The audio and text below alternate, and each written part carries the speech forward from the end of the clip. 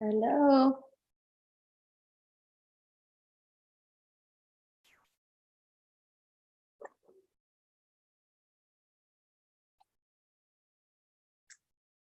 Hi, keynote speaker.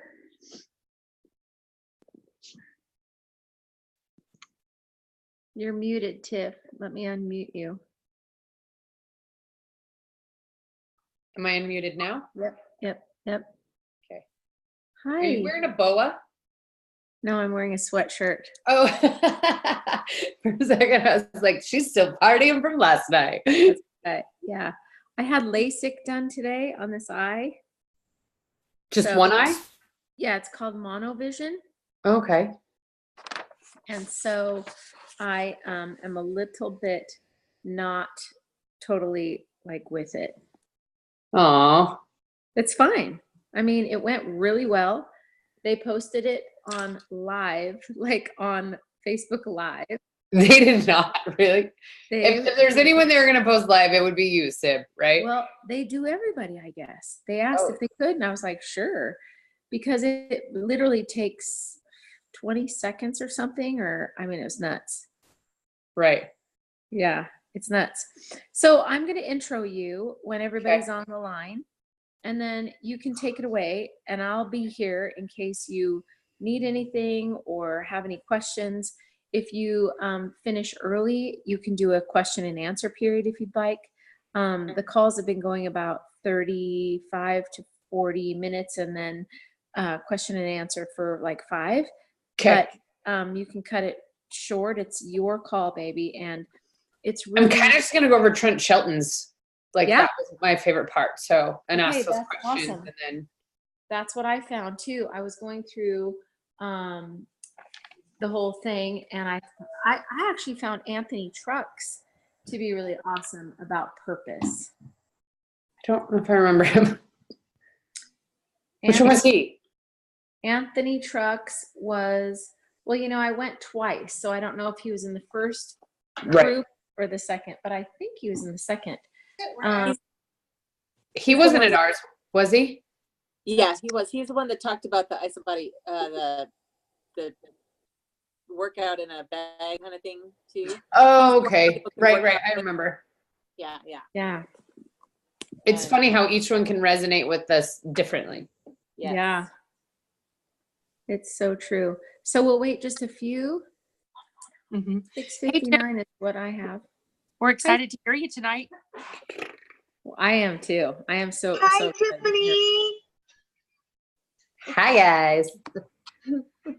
Presenting is my least favorite thing to do in the world, but oh man, you're gonna be awesome. Sib, I did it. For Sib. This is so good for the team. First and foremost, to hear from a totally different perspective, a different voice, a different leader. Right. And I also really believe that it's good for you. And it allows you to put some of that stuff that you picked up into action. Yeah. And because if you don't ever speak about it, or you're never asked to speak about it, then you just don't. No, I agree. It's, puts it into prep. I think I probably even have a comment somewhere in there, putting things into practice is what makes it normal. That's right. That's good. My daughter said that she's going to be a few minutes late to the call. And, but I think that, let's see, if you want to start, I'll do a quick intro of you. It looks like it is exactly 7 o'clock. So let's give it 60 more seconds. Yeah, I'm in no rush. Okay. Lance took the kids up to the loft, so there shouldn't be a lot of screaming in the background this time, I hope. Okay. Our house is chaos. And I get to see that house next Tuesday. Yeah, I'm excited for that.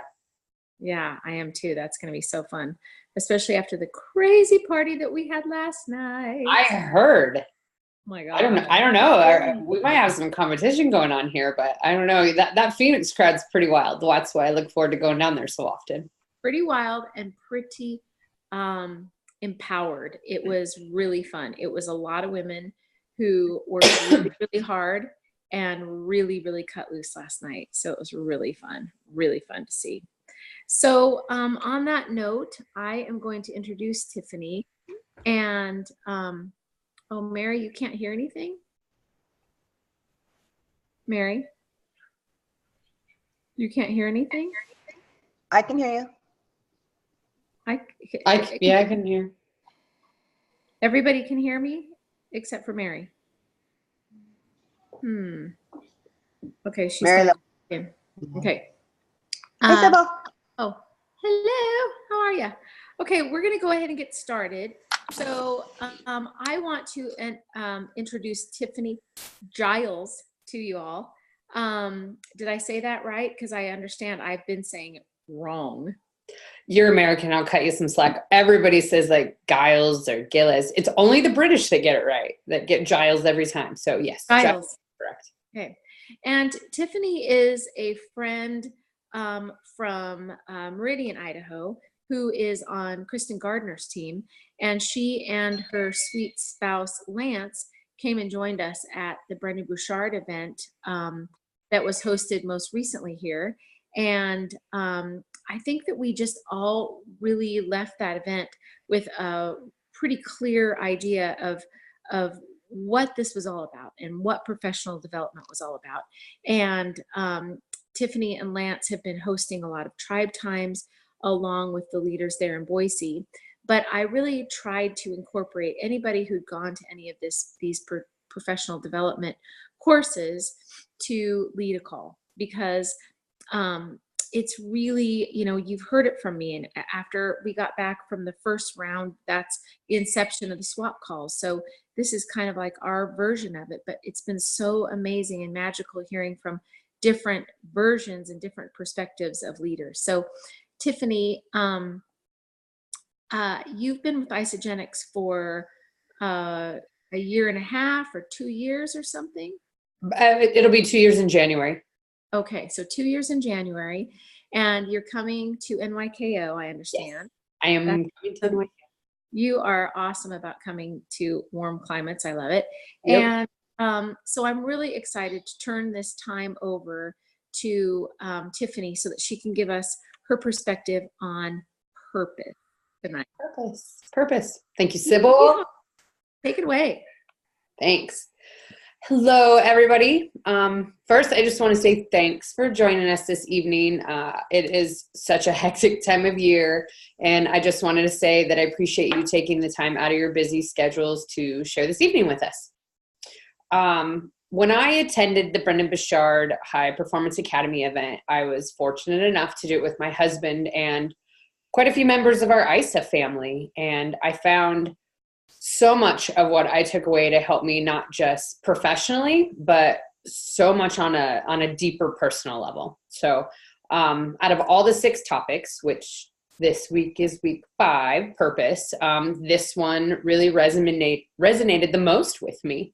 I think maybe it's because of my hectic life. I probably needed to hear it the most, or also probably because it's my greatest motivating factor in life. So when you're a driven high performer, you often wear yourself thin. You overcommit, or you just get lost in the momentum of each day. Nobody really wants to be that hamster on the wheel, just running, but sometimes that's where we find ourselves. We're spinning our wheels trying to get to that next level without really having a clear understanding of what that next level is, and it's different for each of us.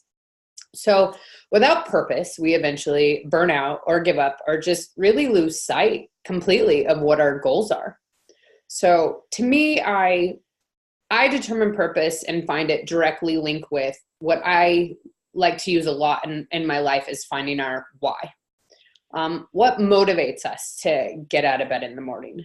What makes us try harder? What makes us want to be a great leader, a great mom, a great friend, share the products with our neighbors, like just that motivating factor. And just a reminder, if you're on this call, you're already sharing in those high-performing qualities. So many people really don't get out of bed. Many people don't strive for better. The fact that you're here on a Tuesday night after a busy day of life in general shows your commitment to growth and learning. So good job, guys. So back to purpose. Money's great, but that is often not the most motivating factor for people. not when you really get down to like the nitty gritty and dig deep to what drives us on a personal level. The one thing we need to remember is that purpose, it changes over time. What was your purpose even last week or even last year is not what it is today. It's going to change as we go forward. But in this moment right now, we need to learn and discuss on how to be clear on what our purpose is. So I think what I found quite interesting is so many times for so many of us when we feel unmotivated or lost or unclear what direction our life is going, in reality, we really may not be at a loss of motivation, but what we don't have is, or we don't have in sight is our purpose and what's important to us and remembering what's important to us. So one of the quotes that Brendan said while we were there that really resonated with me is, a life without clear goals will lose motivation. Motivation will drain without clarity. And with no clarity equals no change. No goals, no growth. They all go hand in hand. So on this topic of purpose, on, I believe it was it the last day? Yes, or the day before. There was a lot of information last day. One of the speakers that by far was my favorite, and I've loved to hear everybody's input on all the different speakers and how it resonates with us, but my favorite was Trent Shelton. And his speaking time, he was called Rise Above. He was one of the most impactful speakers for me. And I think one of the main reasons he had such an impact on me is because he spoke so real. I mean, he's raw and he's really focused on appreciating and loving life and loving ourselves and honoring our journey. And especially not just the ups, but also the downs, and being accountable for that. He put a lot of focus on mindset and what we surround ourselves with. So I think so many times, so many of us easily and distractedly, we don't even notice, we choose things that are not good for our lives. We choose to put ourselves in environments that are destructive or toxic instead of searching out a place of peace where we can have a vision and cultivate it. So it's important to evaluate your vision, to find our next level, to be the greatest you, to live with purpose, the greatest version of ourselves.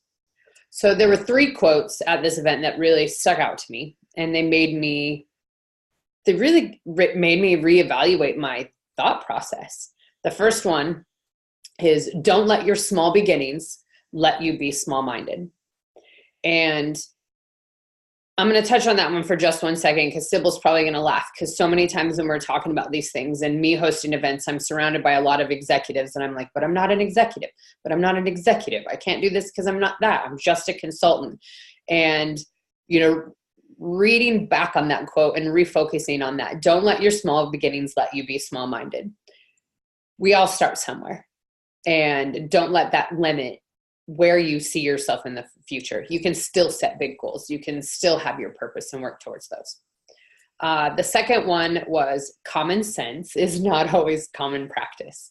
That was more ingrained probably than any other quote that he had through the entire days that we were there.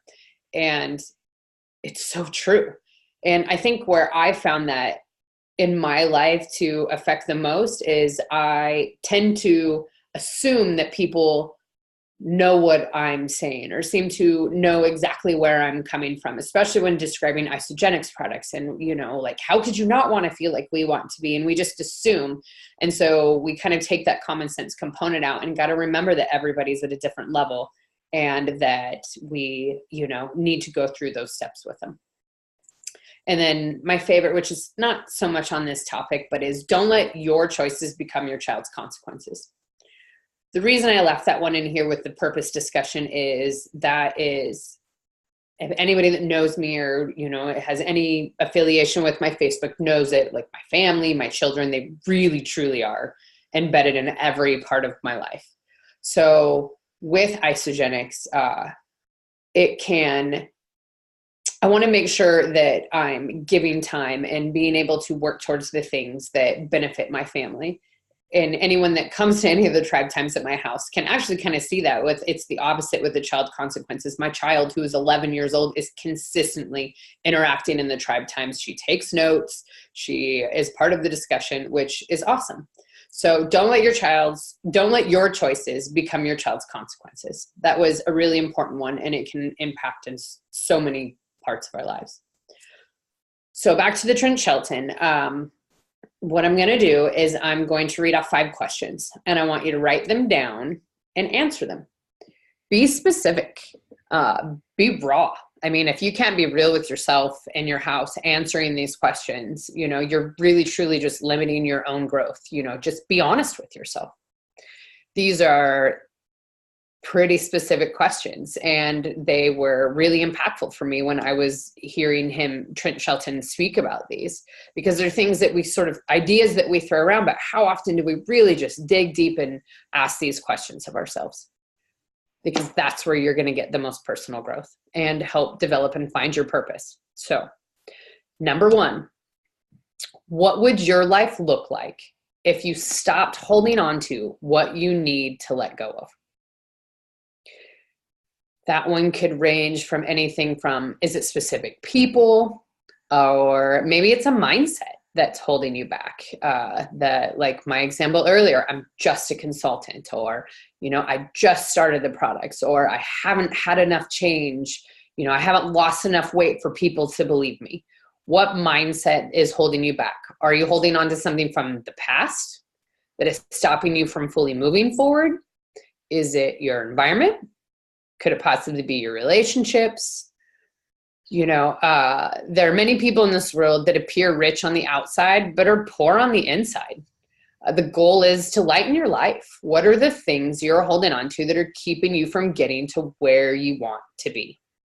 Success and fulfillment come from working towards things that are a struggle, but it is through that struggle and effort that we find our dreams and our desires. So again, question number 1, what would your life look like if you stopped holding on to what you need to let go of? And I'll pause for a second just to make sure people had time to write that down.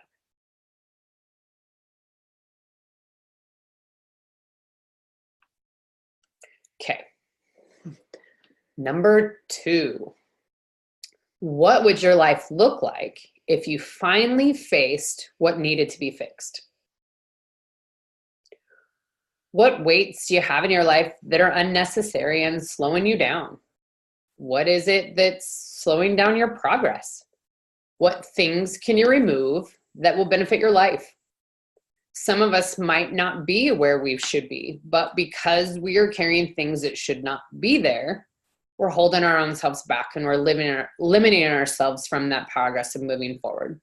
So if you finally faced it, what could be fixed? There's one of the greatest things that he said to me that I really believe that I brought home that had a big impact on me and in this area of what would your life look like if you finally faced what needed to be fixed, was he made a comment specifically. It says, you can love people from a distance. That was a huge one for me, because I feel like if I limit myself from certain people in my life, I felt like I was abandoning them and I was giving up my job. But that doesn't necessarily have to be the case. I mean, I think all of us to some point can find that relationship that probably isn't the healthiest, or that, doesn't. I tell my daughter on a daily basis, surround yourself with people that challenge you and encourage you to be a better person. So many times we hold on to things because we feel like that's being a good friend or that's a commitment, when we really truly just put ourselves as a priority and accept the fact that we can still love someone, but you can love them from a distance if they're not good for you. The other one is know your circle. Again, surround yourself with people that encourage you to bring out the best version of yourselves, that encourage you to work through those issues and fix those problems and to be the best version. Trent Shelton made a quote, and I loved this. And he said, don't burn bridges, but do burn every bridge that leads you back to destruction or bad thinking. We live in a version right now of what's called the filtered life, how we edit our daily lives. I'm totally guilty. When I take a picture with friends, I'm taking 5 photos and I'm making sure my chin's up in the right angle and I'm doing all the right things before I post it. But, there is no perfect life. That's living the filtered life. We take millions of photos just to get that perfect one. How easy would it be, and how more comfortable would we all feel in our own skin if we're looking at things and we're being real and we're being honest with ourselves? We don't win the war from running from our battles. We face and run through it. And no strength without pain, no growth without struggle. So he also had a pretty impactful comment, which is, your transparency will lead to other people's transformations. I've really tried to use that, and I do see that it is true.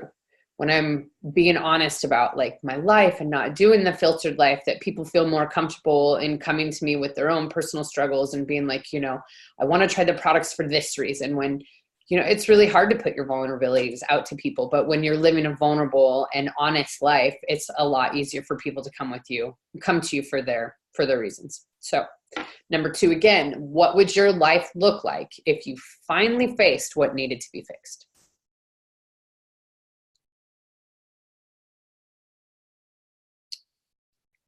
Okay, so I'll move on to number 3. What would your life look like if your perspective was your power and not your prison? That was a pretty impactful one for me as well. When we remove certain habits, we gain more growth and more peace. We get more clarity and more focus. Control mindset. Your mindset is your power. It's how you portray yourself. It's how you live your life. It's how you put yourself out there. When you're hungry for things in life, you don't just say easier said than done. You fight the battle for change. When you're hungry, you eat. When you're hungry in life, you feed it with change. What you do with your life is what you get from life. So protect your perspective. Pay attention to, what's your environment? Does your environment drain you, or does it grow you? Trent Shelton told a story, and I've actually repeated this story a few times to people that I interact with or have had conversations with. It was quite funny, and he said it way better than I probably will. So he told a story about planting flowers for his wife. He didn't know what he was doing, but he thought he would try. He said he's never had a green thumb. He's probably never planted a flower in his entire life. So he went to a landscaping company and bought, I think he said it was like $1,500 in flowers. I was like, holy cow, overachiever. But he took the flowers and he just randomly planted them in his backyard. He didn't pay attention to where. He didn't really do anything in particular. He created these beds, he put them there, he planted the flowers, and then that was it. Well, shortly after that, they died. And he had no idea why. So he goes back to the landscaping company and basically accused him of giving him broken flowers. So then they're asking him these questions. They're asking, how did you take care of the flowers? Were you watering the flowers? Did you plant them in the sun? Did you plant them in the shade? What type of environment did you put them in? And he was kind of dumbfounded because he didn't really think that it was that big of a deal. So basically the moral of the story is, when a flower doesn't grow, you don't blame the flower. You change the environment in which it grows. So he used the example of how he went back. They told him about the flowers. Granted, the ones he had were dead, so he did buy more, but he was more conscious of where he planted them, how much water he gave them. And of course, it ended up being a successful story, and he looked good in his wife's eyes. Moral of the story. So that's a pretty important point to reflect on. How many times are we approaching things in our life and just being like, I wish it could be different, but not actually reflecting and being like, how can I change the environment so I can get maximum growth and maximum success? How can I talk to that specific person and it didn't work the first time because maybe they weren't relating, but how can I change the environment and the way and the approach in which I talk to them in order to get a better outcome? It's, we've really got to look at growth, really, and seeing what type of environment we can reflect in. So again, with number 3, what would your life look like if your perspective was your power and not your prison?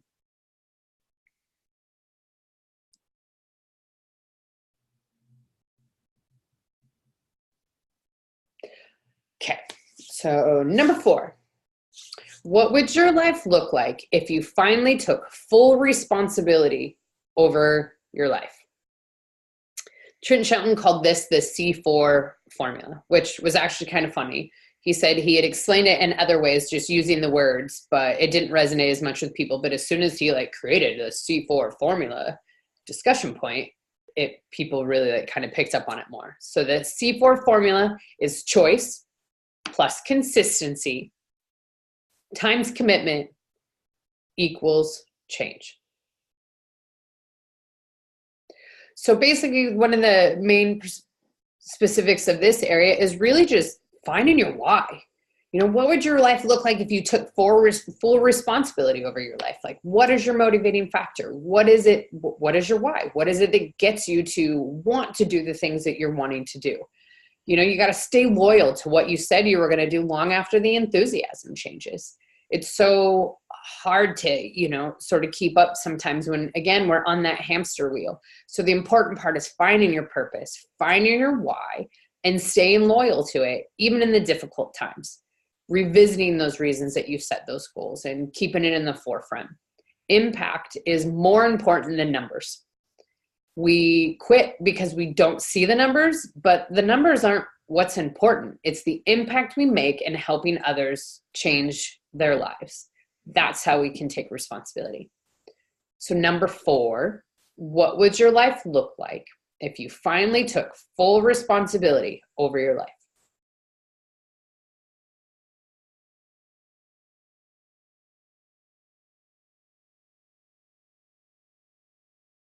So move on to number 5 and the last one. What would your life look like if you started loving yourself to the max?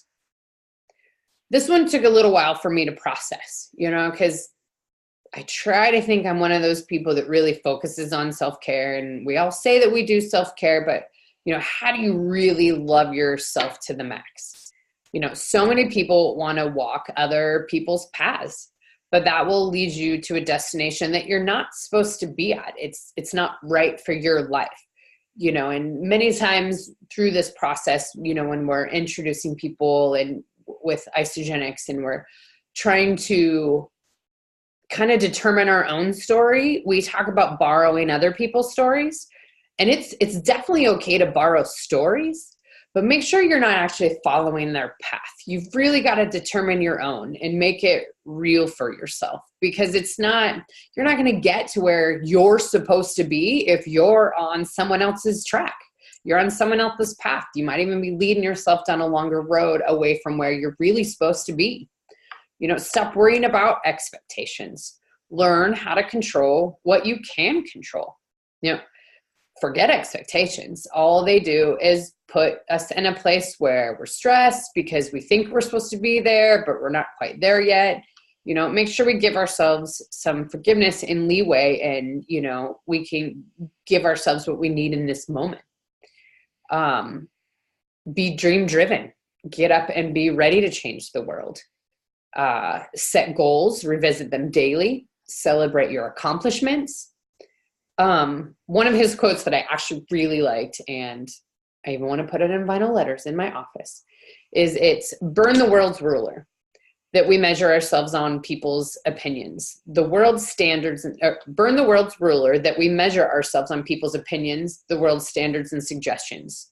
We use it to measure our life up to. Every time you try to measure yourself with the world ruler, you will always end up short, because you're not living to your own expectations. You're not living to your own driven goals. You're trying to live up to somebody else's. You're always going to come up short.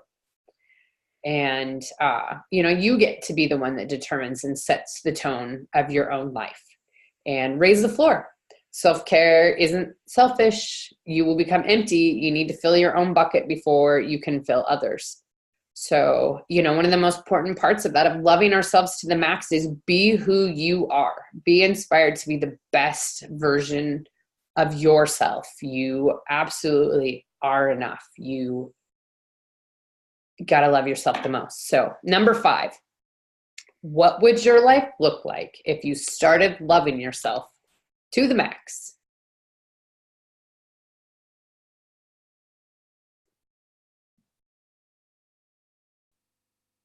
So those are the main 5 questions from Trent Shelton on his discussion on purpose. I don't know if right now maybe we want to do like a question and answer.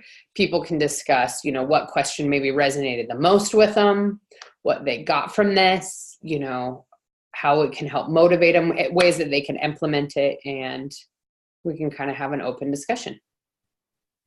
So Tiffany, one of the things that I was thinking about purpose was what kind of resonated with me was, and I imagine a lot of the people on this call, and maybe some of them, this will happen yet, but so many moms, our purpose is to be a mom. So like you're done momming when your kids go off to school, and it changes your purpose drastically.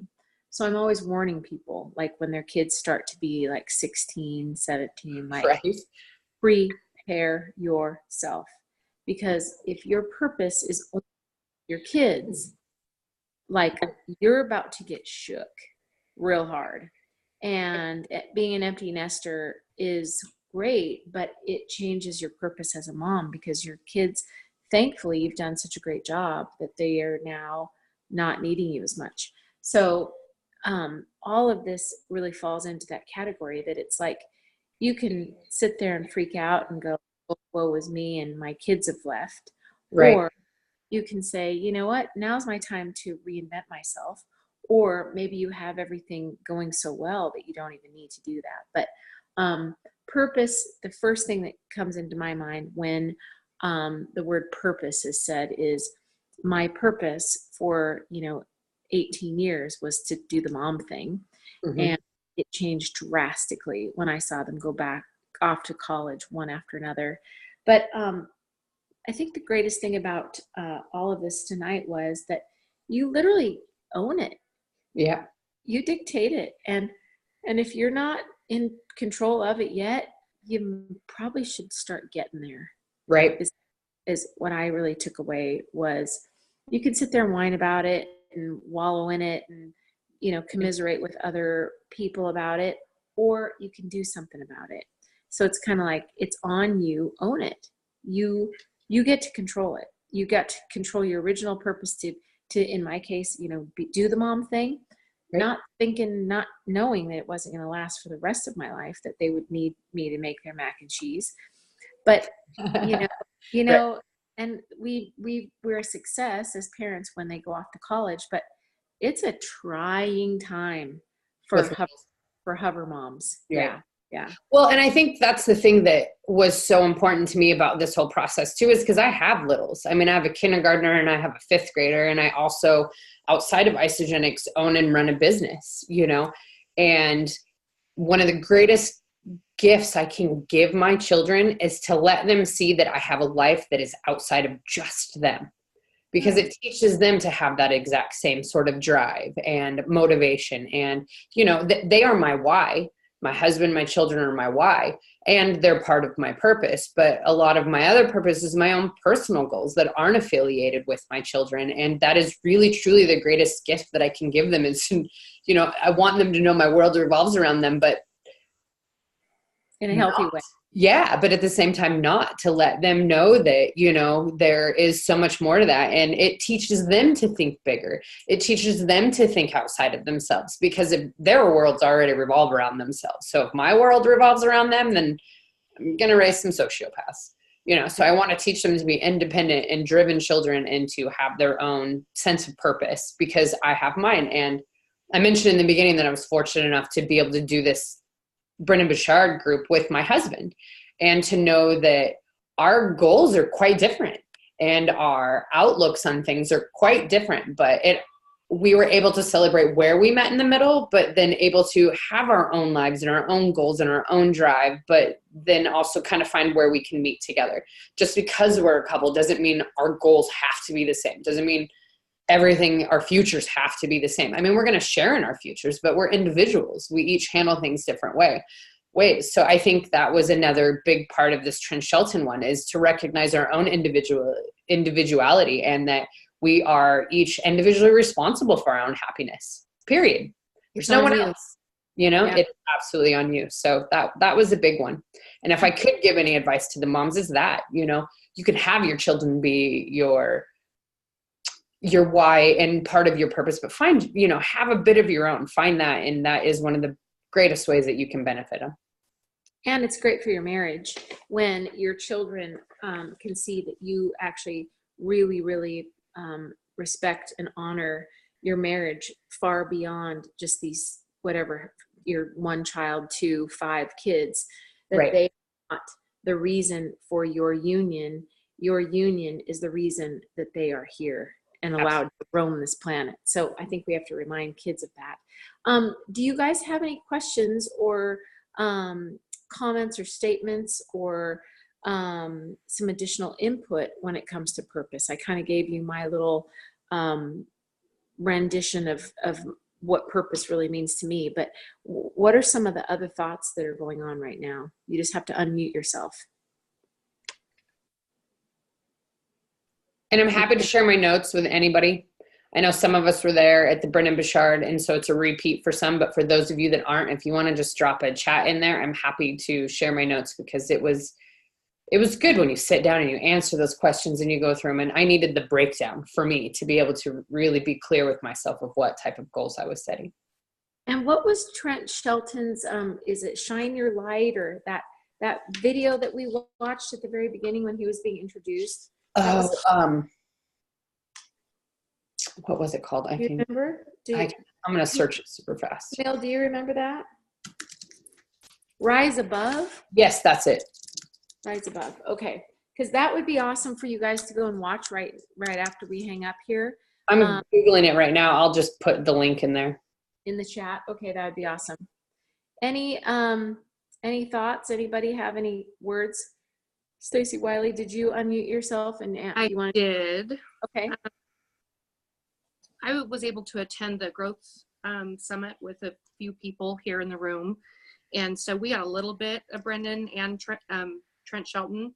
And I've got to tell you, we were going through this list. In a few short months, I would ask most of the people that went to the event themselves, did you find yourself going, oh my gosh, I already have personal growth? Mm-hmm. And as Tiffany was going through that list, I'm like, wow, what a beautiful gift for you to say, I've been doing it. I can see the transformation happening. And I'm going to be transparent. I've really struggled. I feel like I'm in a season of, I almost felt like I was stalled as far as bringing people into Isogenics, and a little bit of frustration was setting in. And in the last week, I've had a number of people come to me and say, you don't realize the impact that you've had on my life. And literally, when you said that, Tiff, it gave me goosebumps, because that is why I stay with this company and this culture and this family, because sometimes it is a lot. Mm-hmm. And we all have busy lives. But I will tell you, to hear that, sometimes it's not in the numbers, and you have to say it's a season, because I'm not going anywhere. And I think all of us have had that experience. So I just needed to let you know, I highlighted when you said impact is more important than the numbers. Absolutely. And I just want to say, every person that's on this call, you have to realize the impact that you have on so many, and you don't even know it. Right. So that's what I wanted to share. Awesome. Thank you, Stacey. Thanks. Anyone else?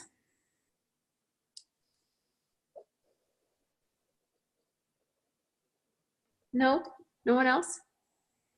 Okay, so I think that concludes tonight's topic, unless anybody has anything else to share, or maybe one last thing about how they could take something about purpose and relate it to something that they're going to do differently through even just the holiday, honoring our purpose, or really putting it out there, and even if it's just being able to spend time with people that you may have taken for granted, or you may have really not understood that they really meant a lot to you, and maybe just something that you heard tonight, kind of like what Stacy just said, is that she just really kind of had an epiphany. And I think that that's really important to remind each other, and definitely remind our speaker, if something really struck a chord with you tonight, let her know. I think it's really, really cool. Anybody have anything to say on that note? Abby Goad, my purpose in life happens to be on this call. Who can say that? That's pretty awesome. Abby, can you unmute yourself for a second? Yes. Okay, so knowing that my purpose was, being the mom thing, you watched me go through it. You watched me, struggle with it, and always have. I had a side hustle, but I imagine that you will do it different. You will make sure that, you're good. You're not going to go through any crazy challenges when whatever it is, your purpose changes. Or, in my case, I didn't really have a whole lot of control about my kids going off to college, which that was, non-negotiable in our household. But anything that you can add to that, Abby, since you were my purpose? Well, I would just say that, you always worked hard to show us and set an example that, it was important to have purpose and work hard and help others and support our family and make money to take us on trips. And I think that's something that we always appreciated and maybe didn't, say out loud because we thought that was normal. But I think that when you mentioned something about teaching your kids that